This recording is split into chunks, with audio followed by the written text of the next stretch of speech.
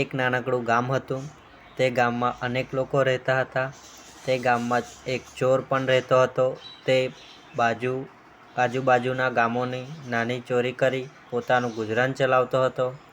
મિત્રો, કહાનીને આગળ વધારીએ તે પહેલાં તમને વિનંતી છે કે આ વિડીયોના અંત સુધી જોડાયેલા રહેજો અને વિડીયો પસંદ આવે તો લાઈક અને શેર કરજો. જો હજુ સુધી તમે અમારી ચેનલને સબસ્ક્રાઈબ ના કરી હોય તો અત્યારે જ સબસ્ક્રાઈબ કરી દેજો તથા કોમેન્ટ બોક્સમાં જય શ્રી કૃષ્ણ જરૂરથી લખી દેજો, જેથી ભગવાન શ્રી કૃષ્ણની કૃપા આપણા સૌ પર નિરંતર બની રહે. એક દિવસની વાત છે.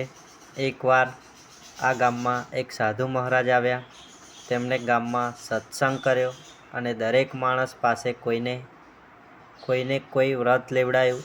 આ ચોર પણ આ સંતનું પ્રવચન સાંભળવા રોજ જતો હતો. ચોર તો સંતનું પ્રવચન સાંભળી તેનાથી પ્રભાવિત થઈ ગયો. સાધુ મહારાજની બધી વાતો સાંભળ્યા પછી તેને પોતાની ચોરી કરવાના કામ પર શરમ આવવા લાગી. પણ તે કરે શું? ચોરી કર્યા વગર તો તેનું ગુજરાન કેવી રીતે ચાલે?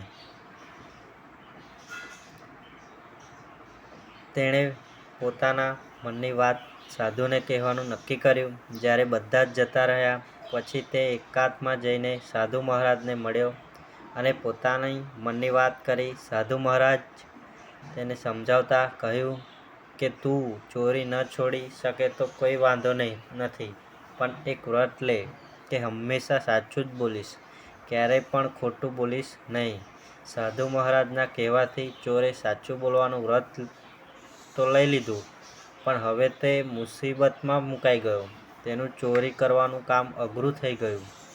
જો એ ચોરી કરતા પકડાઈ જાય અને સાચું બોલે તો તેને સજા થાય. આ બધું વિચાર્યા પછી ચોરે મનમાં એક વાત નક્કી કરી.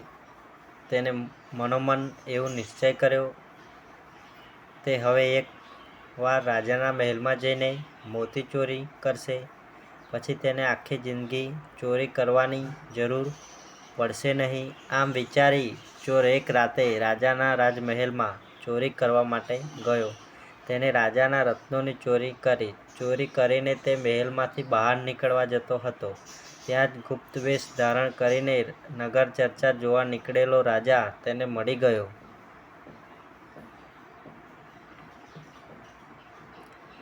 રાજાએ તેને પૂછ્યું, અરે ભાઈ, તું કોણ છે?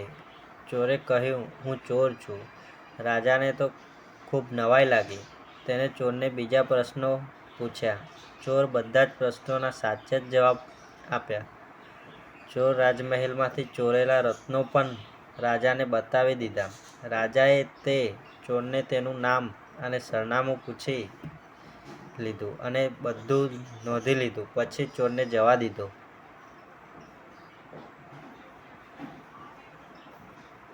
બીજા દિવસે રાજાના ખજાનચીઓને આ વાતની ખબર પડી કે રાજમહેલના ખજાનામાં ચોરી થઈ છે.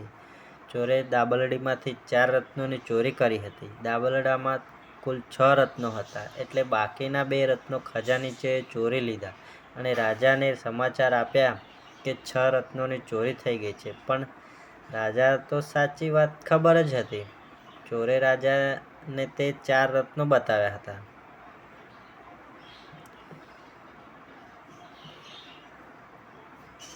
રાજાએ પોતાના સૈનિકોને ચોરના નામ અને સરનામા પર ચોરને પકડી લાવવા માટે મોકલ્યા. થોડી વારમાં સૈનિક ચોરને લઈને હાજર થયા.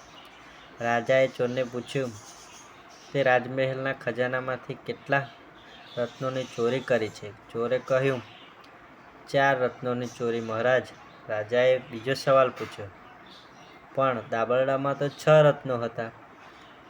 ત્યારે ચોરે કહ્યું, મહારાજ, મારા પરિવારના જીવનભરના ભરણપોષણ માટે આ રત્નો પૂરતા હતા. મારે વધારે રત્નોની જરૂર ન હતી. ચોરની વાત પરથી રાજા આખી વાત સમજી ગયો. તેમને પોતાના સૈનિકો પાસે પોતાના ખજાનચીની ઝડપી લેવડાવી તપાસ કરવી તો બાકીના 2 રત્નો ખજાનચી પાસેથી મળ્યા. રાજાએ ખજાનચીને કારાવાસની સજા કરી અને પેલા ચોરની ઈમાનદારી અને સત્યપ્રિયતા જોઈને તેને રાજ્યનો નવો ખજાનચી બનાવ્યો. આમ કોઈ વ્રતનું નિષ્ઠાપૂર્વક પાલન કરવાથી તેનું સારું જ ફળ ચોક્કસ મળે છે.